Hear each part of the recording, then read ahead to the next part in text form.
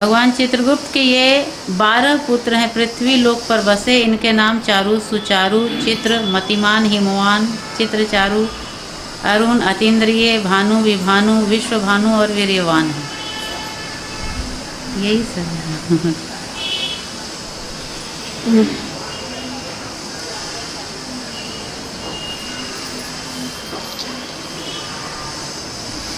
क्या लगता है?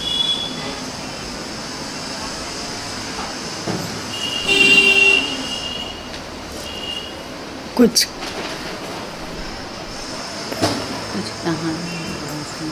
कुछ कल्पनात्मक, कुछ सच्चाई और कुछ अलंकारिक। अलंकार क्या होगा? जैसे हंसते सिंह खाए, ये अलंकार है कि सचमुच में हाथी शेर को खा जाता है? अलंकार।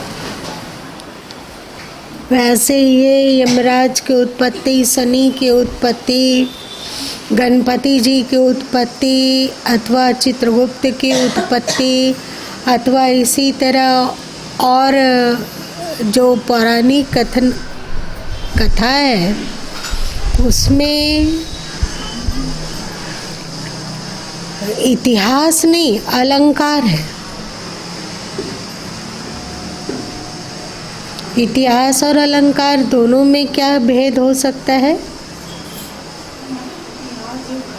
अलंकार में समझाने के लिए उस तरह से बोला जा रहा है, भाषा में उसके मूल चीज को समझना। जैसे कवित्री महादेवी वर्मा, तुम तो हिंदी पढ़ाती हो, तो बताओ कोई महादेवी वर्मा का काव्य नहीं बता सकती हो पर उसका अर्थ तो बता सकती हो दो चार। महादेव वर्मा का एक कविता है कि मधुर मधुर मेरे दीपक जल, तो उसमें दीपक के माध्यम से वो आत्म तत्व की बात की है। और एक और कविता उनकी है मैं नीर भरी दुख की बदली, तो कोई नीर भरा दुख का बादल तो हो नहीं सकता है, तो उसमें भी वो रहस्यवादी ही आध्यात्मिक रहस्यवाद की बात की है। ये सब अलंकारिक भाषा में उनकी दीपशिखा, सांध्य गीत, ये सब बहुत सारी कविताएं हैं जो अलंकार से युक्त होकर वो रहस्यवादी चीज़ों को। वेदों में भी अलंकारिक भाषा में बहुत कुछ लिखा हुआ है। यदि कोई उसका अर्थ देखेगा तो बहुत ग्लानि होगी। और दूसरे शब्द में कह सकते हो, वेद से एक अरुचि उत्पन्न हो जाएगा। जैसे वेदों में अश्व शब्द आया हुआ है। अश्व, अश्वमेध का तात्पर्य हुआ कि घोड़े को काट कर चढ़ा देना नहीं है। चाहे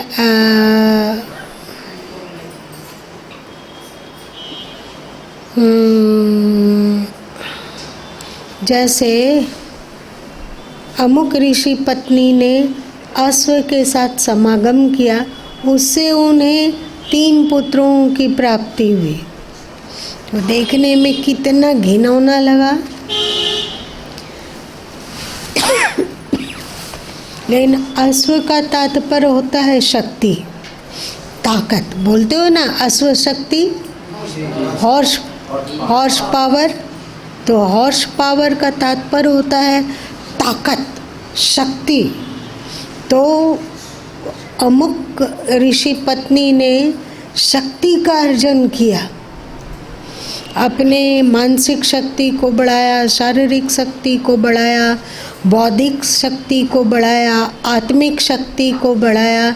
और इतनी शक्तिवान कोई स्त्री होगी तो स्वाभाविक ही उसकी जो संततियाँ होगी वो बलशाली होगी। तो ये है अलंकार।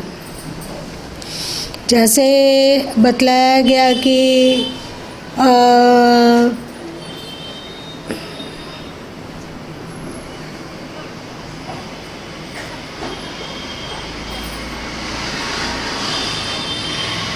कुम्हार, कुम्हारों को के लिए कहा जाता है कि कुम्हार किसकी संततियां हैं? दक्ष प्रजापति,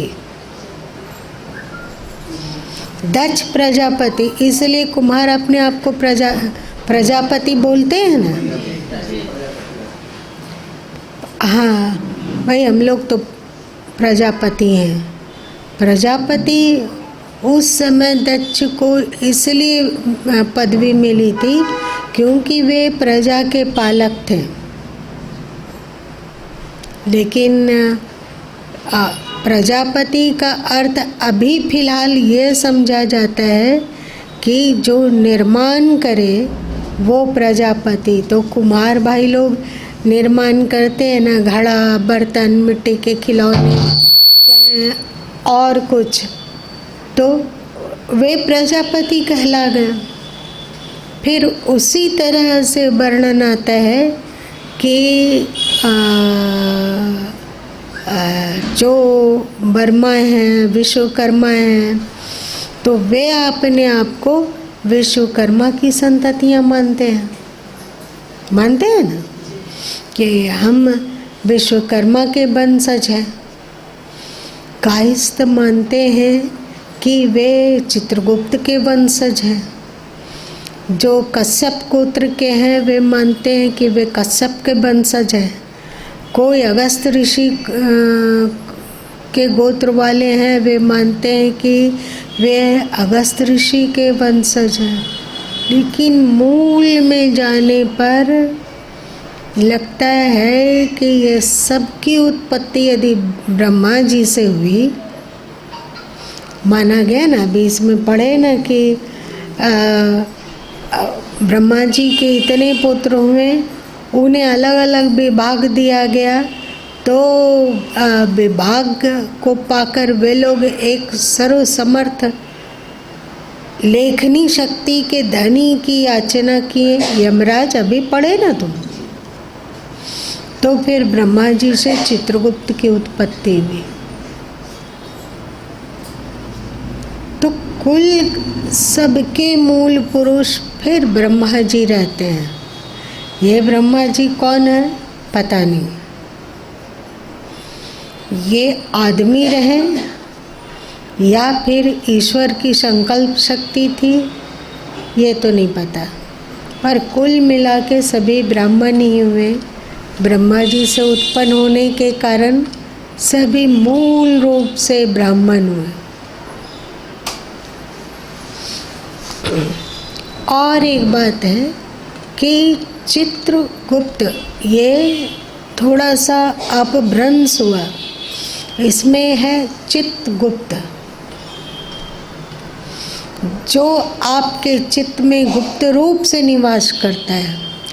ऐसा नहीं, अगर चित्रगुप्त जी का जन्म हुआ होता तो वे आज तक मृत्यु को प्राप्त हो गए होते, पर अभी भी शोध करने पर पता चलता है कि चित्रगुप्त का कार्य तो अभी भी हो रहा है, अभी भी वे कार्य कर रहे हैं। इसका मतलब चित्रगुप्त अभी भी जीवित हैं, अभी भी अपने ड्यूटी को निभा रहे हैं, जो उनको मिला ड्यूटी। तो वो ड्यूटी क्या है? चित्त में गुप्त रूप से रहना और जो भी है एक एक पल के विचारों का भी लेखा जोखा करना। आप लोगों को पता है, दो तरह का दंडदाता होते हैं, दो तरह के दंडदाता होते हैं। एक पार्थिव दंडदाता को तो हम लोग जानते हैं, एक अपार्थिव दंडदाता भी है। पार्थिव दंडदाता में आप शरीर से क्या करते हैं, शरीर से यदि आप गैर कानूनी कार्य करते हैं तो आपको दंड मिलेगा, है ना। कानून आपको दंडित करेगी, कानून के द्वारा आप कारावास की सज़ा पा सकते हो या उम्र कैद पा सकते हो, सश्रम कारावास पा सकते हो, अथवा फांसी की सज़ा पा सकते हो। पर भौतिक दंड के अंतर्गत मानसिक कर्मों का कोई भी प्रावधान नहीं है। आप आज तक एक भी केस नहीं सुने होंगे कि उसमें केस किया गया कि अमुक व्यक्ति हमें मारने का हमेशा सोचते रहता है, हमारा नाश हो जाए, हम दुखी रहें, ये व्यक्ति हमेशा सोचते रहता है। तो जज क्या बोलेगा? किया तो नहीं ना। क्या सबूत है आपके पास? क्या सबूत है? कोई सबूत नहीं। सोच रहा है तो सोच रहा है, तुम भी क्या सोचते हो सो कौन जानता है। तो मन का बाहरी दंड में कोई प्रावधान नहीं है कि आप मानसिक रूप से क्या सोच रहे हैं, कुछ लेना देना नहीं। आप शरीर से क्या कर रहे हैं, वाणी से क्या बोल रहे हैं, शरीर से कौन सा हरकत कर रहे हैं, इसका आपको दंड मिलता है। पर अध्यात्म में जितना महत्व शरीर से होने वाले अपराधों का है, उतना ही महत्व मन से होने वाले अपराधों का है।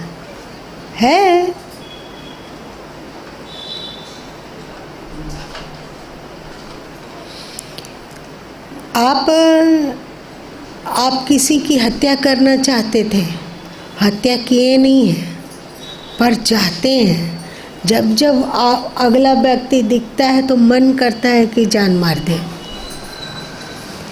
तो भौतिक जगत में, मतलब धरती के कानून में, इसका कोई दंड नहीं है। आपने कोई अपराध ही नहीं किया है। मानस पटल पर वो अपराध घटित हुआ, पर शरीर के पटल पर वो अपराध हुआ ही नहीं है, इसलिए आपको कोई दंड नहीं है।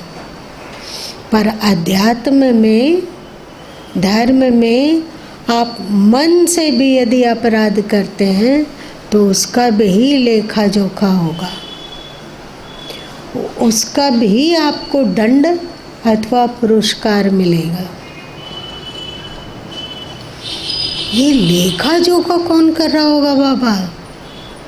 शरीर के कर्मों का लेखा जोखा तो समझ में आता है। गुप्त कैमरा कहीं टांग दिया जाए तो शरीर से क्या हो रहा है, नहीं हो रहा है, वो सारा रिकॉर्ड करके रखेगा।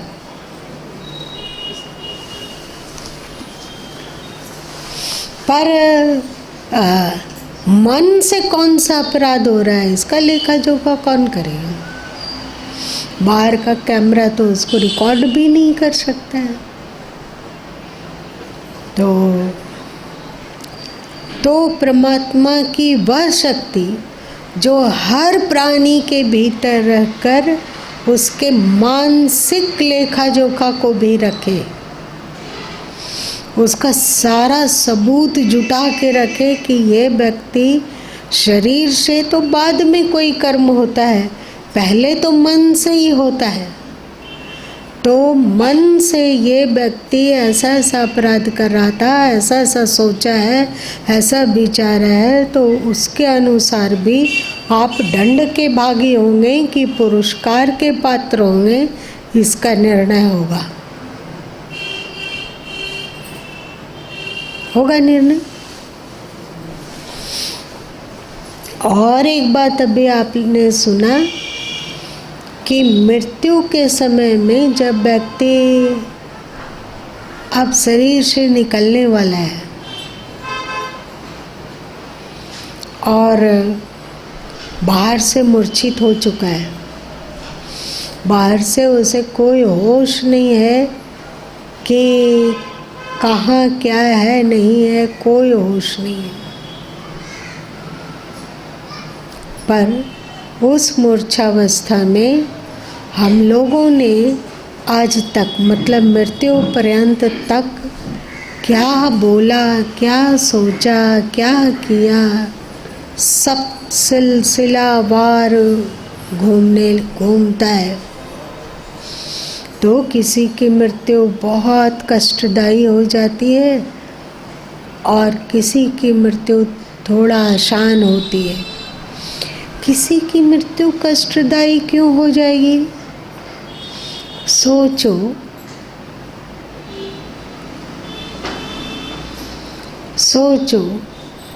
कि हमने बुरा सोचा, बुरा बोला, बुरा किया।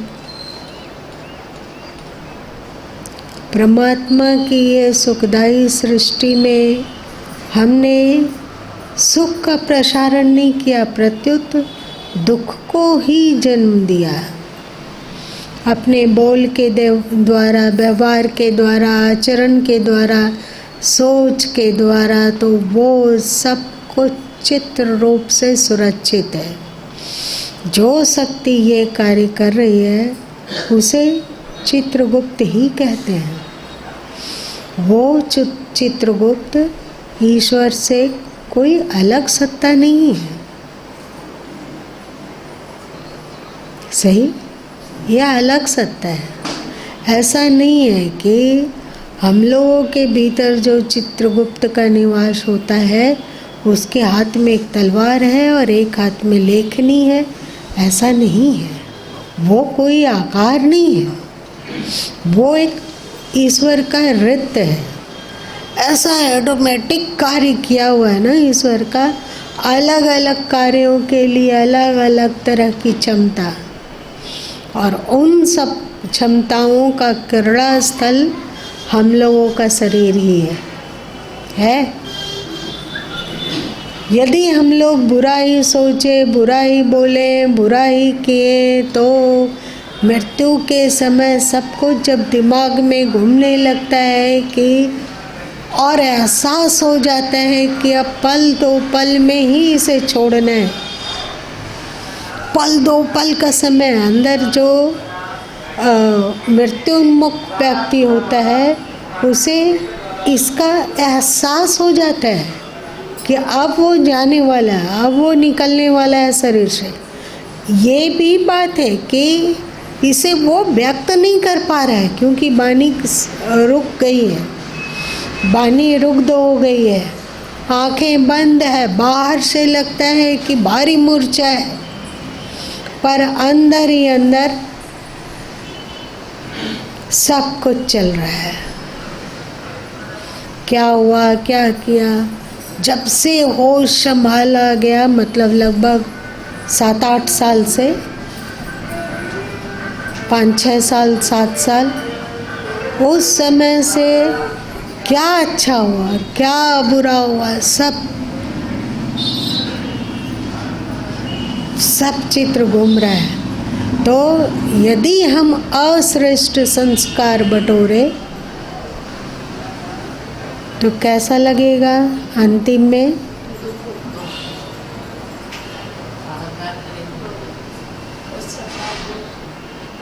एकदम हाहाकार कि ये क्या हो गया। जिस चीज़ के लिए ये सब किया गया, मतलब ज़्यादातर आदमी जो खराब आचरण करता है अथवा रीत के विपरीत जाता है, किसके लिए? अपने ही लिए। अपना हम किसको मानते हैं? शरीर को। जो 3 फीट 3 हाथ का हम लोग का शरीर है, इसमें सबसे ज़्यादा आसक्ति होती है। लोग कहते हैं कि उसे अपने बेटे बेटियों में आसक्ति है, उसको अपने घर में आसक्ति, लेकिन बाद में सबसे ज़्यादा आसक्ति अपना शरीर में होता है। अपने शरीर में आसक्ति होती है, इसीलिए परिवार के प्रति आसक्ति होती है, इसीलिए घर के प्रति आसक्ति होती है, इसीलिए धन पर आसक्ति होती है।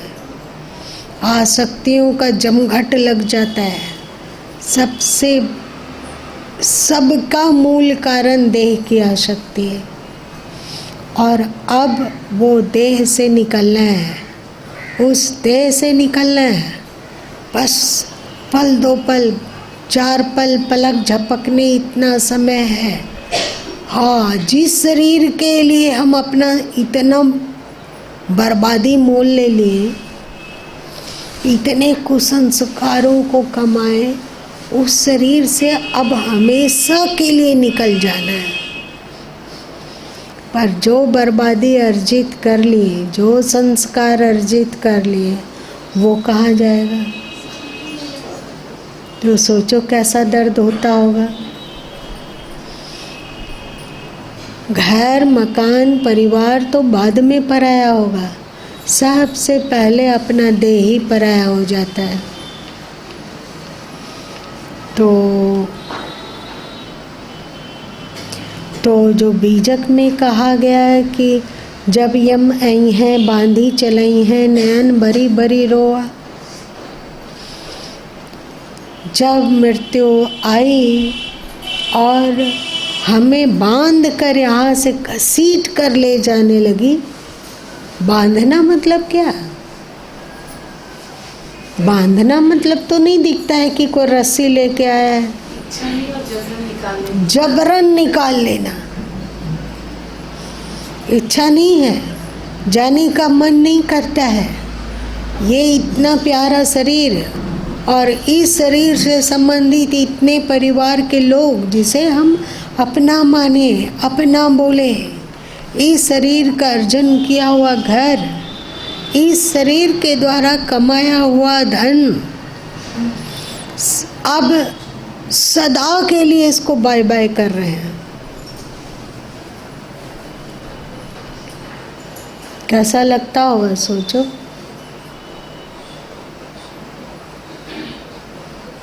तो नैन भरी भरी रोया नहीं होगा तो फिर क्या होगा बताओ।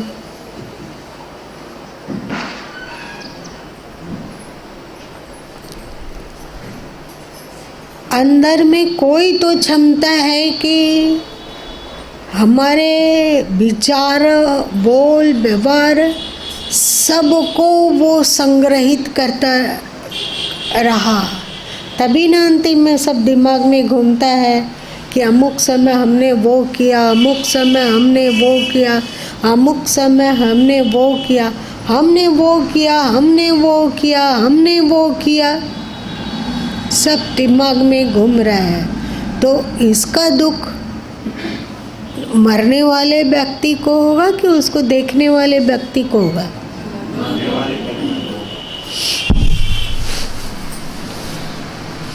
आज जब सुबह सुबह गुरु माँ गीता को लिख रहे थे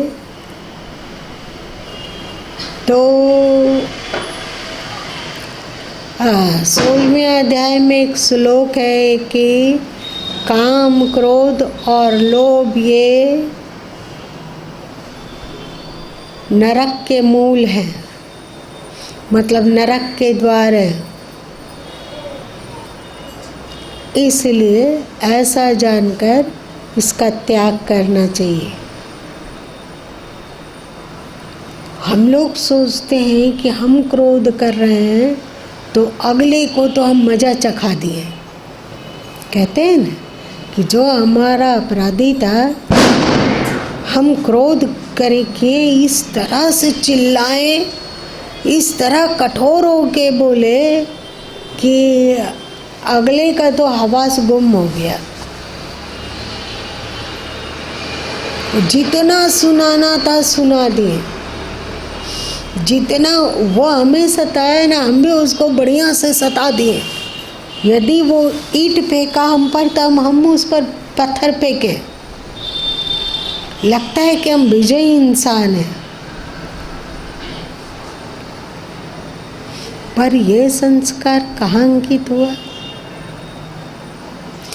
एक बात बताओ कि यदि हम जहर खाएं तो हमारा पड़ोसी मर जाएगा या कि हमारा दुश्मन मरेगा या हम मर जाएंगे? स्वयं मर जाएंगे।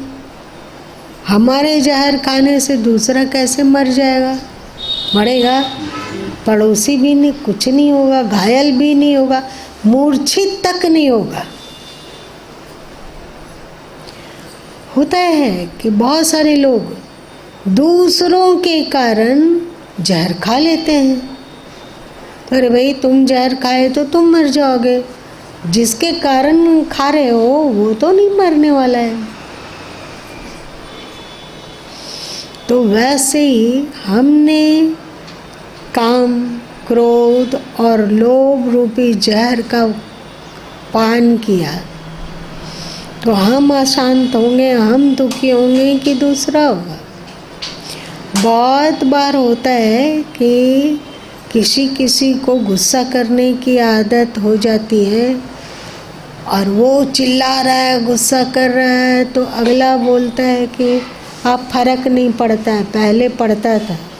जानते हैं कि इसको इसी तरह चिल्लाने, चिखने और बक बक करने की आदत है, अब हम पर फर्क नहीं पड़ता है। तो उस पर तो फर्क नहीं पड़ रहा है, पर जो कर रहा है ये हरकत, उस पर उसको फर्क पड़ रहा है कि नहीं? उसको फर्क पड़ रहा है। तो ये नरक का द्वार बतलाया गया। तो ये नरक के द्वार में हम अगर प्रवेश करते हैं तो नरक का दुख हमको मिलेगा। जिसके लिए हम काम, क्रोध, लोभ को आश्रय दे रहे हैं उसको कुछ मतलब नहीं है। एक एक पल का हिसाब किताब, अंदर में कोई क्षमता है, कोई ईश्वरीय शक्ति है, एक एक पल का हिसाब किताब रखता है। हमारे भीतर का चित्रगुप्त मतलब वो क्षमता, शक्ति, हमारे भीतर का हिसाब किताब। आपके भीतर में जो वो क्षमता है, मतलब चित्रगुप्त जिसको आप कह रहे हैं, वो आपके जीवन का हिसाब किताब पल पल का। यहाँ जितने लोग बैठे हैं अथवा संसार में जितने लोग हैं, सबका हिसाब किताब। और एक बात है, महात्मा बुद्ध अपने विगत जन्मों की चर्चा किए हैं, जिसको कि जातक कथाएं कहते हैं।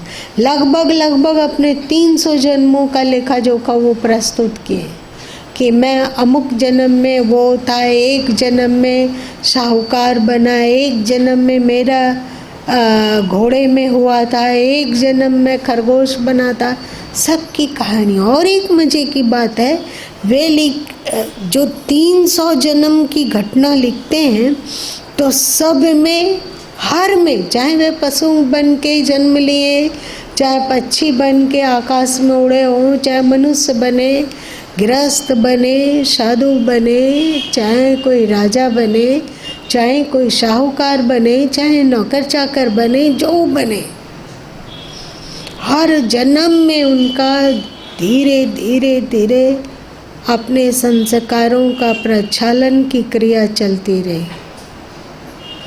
इसका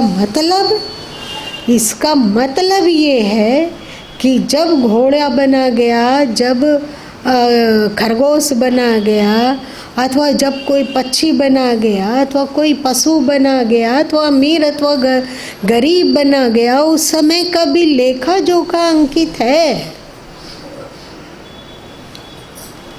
अभी हम लोग को लग रहा होगा कि केवल मनुष्य जन्म में जो कर्म होता है उसी का लेखा जोखा चित्रगुप्त रखते हैं ना। जब वे खरगोश थे तो उनके मन में कैसे परोपकार की बुद्धि जागी और कैसे वे दूसरों को सुख पहुंचाने के लिए अपने प्राण को दे दिए। हाथी जब वे बने थे तो उन्होंने हाथी योनि में कौन सा अच्छा कर्म किया और कैसे वे आगे बढ़े, ये सब का भी उन्होंने जातक कथाओं में चर्चा किया है। इसका मतलब पशु पक्षी में भी रहा जाता है तो वहाँ भी उसके कर्मों का लेखा जोखा हो रहा है। आप कहोगे कि लेखा जोखा हो रहा है, लेकिन उसे पाप पुण्य तो नहीं कहते। पाप पुण्य नहीं बन रहा है। पशु का, पक्षी का, सर्प वगैरह का, जलचर का, जल में विचरने वाले प्राणियों का के कर्मों का पाप पुण्य नहीं बन रहा है, लेकिन संस्कार तो बन रहा है ना। नहीं,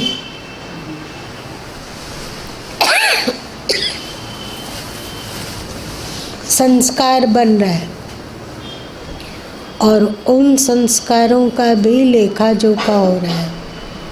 तो संस्कार को ना पापों में भी अंतर्गत आएगा। अब आपकी मर्जी हो तो उसको पाप पुण्य कह दो, पर उसे संस्कार भी कहकर संतोष किया जा सकता है।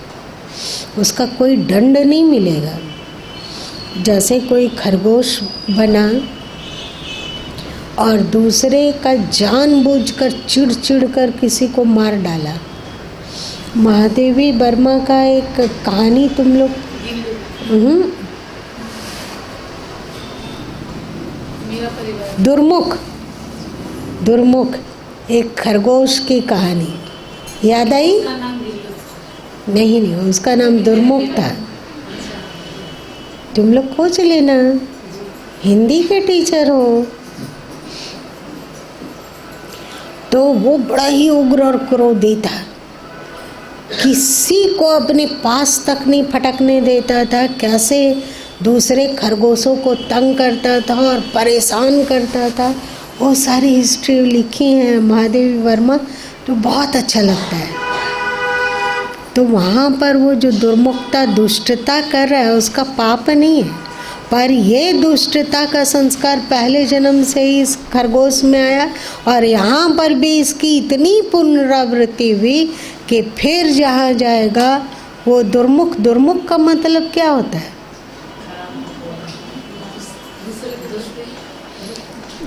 जो मुख से हमेशा दुख देने वाला ही काम करे। दुर्मुख इतना उग्र, इतना क्रोधी, इतना झक्की कि कहो मत। फिर एक दिन उसकी मृत्यु हो गई दुर्मुख की। तो क्या पाप किया क्या पुण्य सो तो पता नहीं, पर बुरा संस्कार कमाया ये। तो पशु पक्षी इत्यादि योनियों में भी कर्मों का लेखा जोखा होता है। हम संसार की दृष्टि से तो अपने कर्मों को छुपा सकते हैं, पर हमारे भीतर विराजित चित्रगुप्त क्षमता, ईश्वर का चित्रगुप्त क्षमता है, वो कार्य कर रही है। और केवल जागे में ही नहीं, ऐसा नहीं है कि हम लोग सो जाते हैं तो भीतर का चित्रगुप्त भी सो जाता है, ऐसा नहीं करता होता है। वो जागता रहता है। और आप स्वप्न में क्या कर रहे हैं तो सोए में क्या कर रहे हैं उसकी भी जानकारी, उसका भी लेखा जोखा है।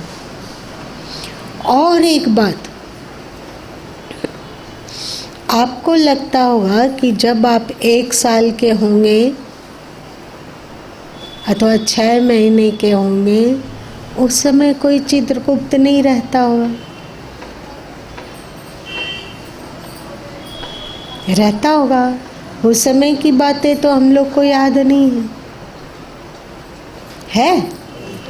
चित्त तो जब चिन्ह होगा तो हमेशा रहेगा। तो रोना हंसना सब आता है।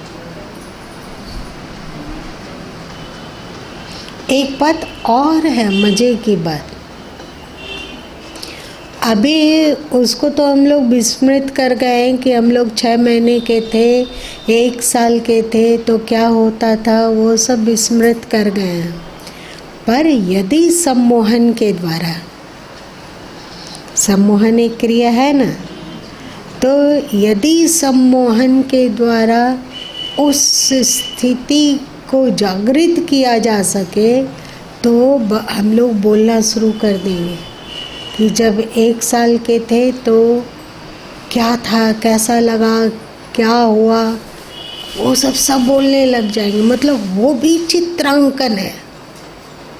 हमारा खिलौना कोई दूसरा जन छीन ले रहा था तो हम कैसे उसको थप्पड़ लगा दिए थे, कैसे मारे पीटे थे और उसका खिलौना छीने थे, किस चीज़ में हम लोग जिद करते थे, क्या क्या चीज़ चोरी करके खा गए थे। सब कुछ सम्मोहन के द्वारा जागृत किया जा सकता है। जब हम लोग माँ के गर्भ में थे तो उस समय कैसा कैसा अनुभव हुआ ये भी सम्मोहन के द्वारा जाना जा सकता है। एक चीज है जो सम्मोहन के द्वारा अभी तक लोग नहीं जान पाए हैं, वो क्या बताओगे कोई? विज्ञान जिसे नहीं अभी बता पाया, सम्मोहन में उसकी स्मृति नहीं होती है।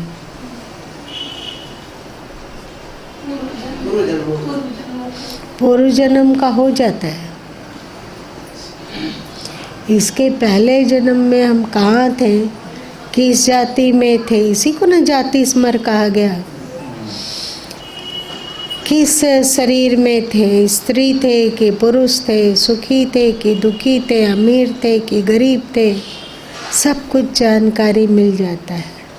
पर पूर्व जन्म के बाद क्या हुआ सो तो लोग सम्मोहन में देख लेते हैं, पर मृत्यु के बाद और जन्म से पहले हम लोग कहाँ थे, क्या कर रहे थे?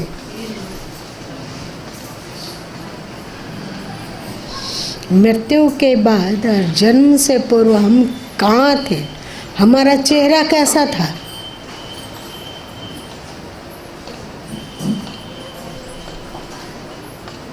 सिर्फ इसीलिए याद नहीं रहता माँ कि तुम्हारी आंखों के लिए शरीर में नहीं थे, इसी कारण या कोई और कारण होगा? शायद परमात्मा इस रहस्य से पर्दा नहीं हटाना चाहते होंगे। आप बताइए, आप 68 साल के हो गए, 68 साल पहले आपका चेहरा कैसा था? सांवला कि गोरा कि लंबा चेहरा कि गोल चेहरा, कैसा? उसे सम्मोहन से नहीं जाना जा पाता है। बाकी सब कुछ मृत्यु के समय तक कैसा लग रहा था, सब कुछ मृत्यु के पल, 2 पल, 5 पल, 10 पल तक क्या अनुभव हुआ वो भी, उसके बाद फिर क्या हुआ उसका सारा डेटा गायब लगता है।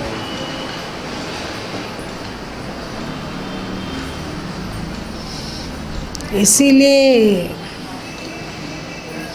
ये मत सोचना कि विश्वकर्मा केवल जाति विशेष का है अथवा चित्रगुप्त किसी जाति विशेष का है, चाहे और रविदास जी किसी जाति विशेष के हैं, चौका मेला किसी जाति विशेष के हैं ना। इस क्षमता को पहचानो कि और एक बात है, कहा जाता है कि चित्रगुप्त जो कुछ भी लिखते हैं, कर्मों का लेखा जोखा, यमराज तदनुसार पुरस्कार अथवा दंड देता है। ये क्या होगा? समय मेरा समाप्त हो गया है क्या? 10-20 आज इतना ही रहने दो।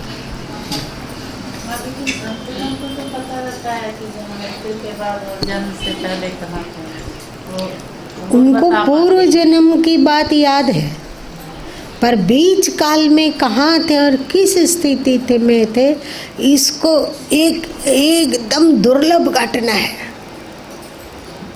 दुर्लभ, हजारों जाति स्मरण रखने वाले लोगों को भी ये घटना याद नहीं रहती है। बहुत दुर्लभ घटना है ये।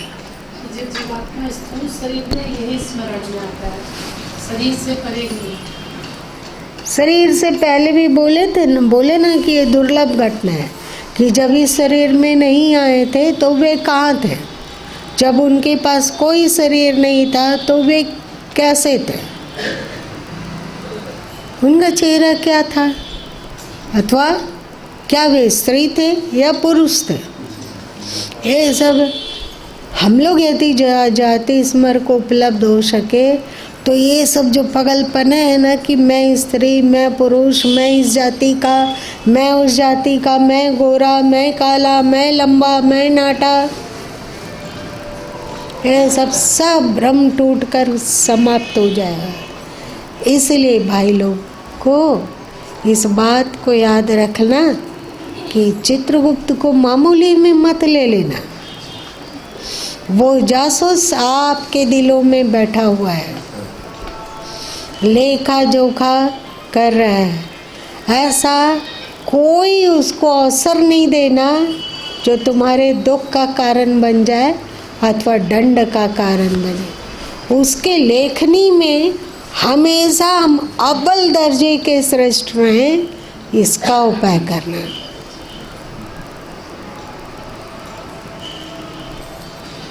डरते रहो उससे, ईश्वरीय शक्ति है ये।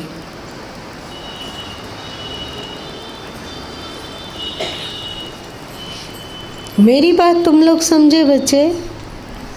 समझे? तुम भी समझ गए? चल।